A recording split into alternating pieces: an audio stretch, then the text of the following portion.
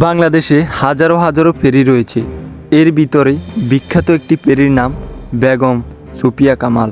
আজকে আমরা সরাসরি চলে যাব ফেরিটির ভিতরের অংশে। আজকে আপনাদেরকে দেখাবো ফেরির ভিতরের অংশটুকু। বিভিন্ন জেলা থেকে ফেরি ভর্তি হয় এই ট্রাকগুলো, সেখান থেকেই নদীপথে আসে এই জায়গায়। এই জায়গা থেকে একটা একটা করে নেমে যায় বিশাল ঢাম ভর্তি ট্রাকগুলো।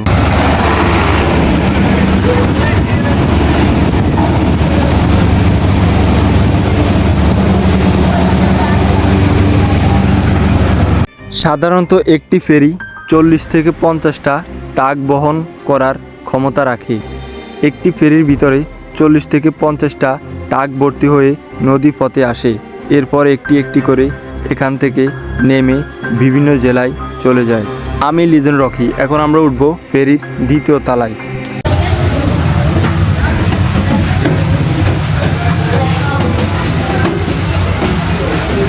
ফেরির উপরতলা থেকে সবগুলোই স্পষ্ট দেখা যাচ্ছে। এর ভিতরে রয়েছে কিছু ডাম ট্রাক, বাস, আরও রয়েছে ট্রাক ভর্তি তরমুজের গাড়ি।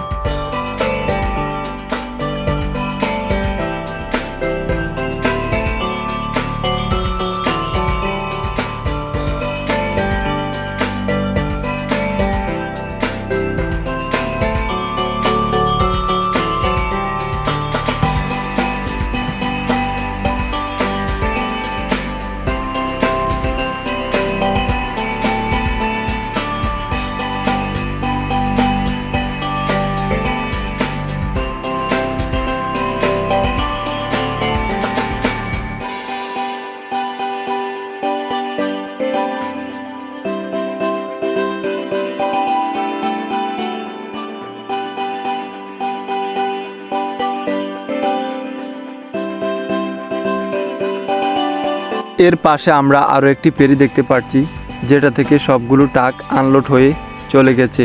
ফেরিটি এখন খালি রয়েছে।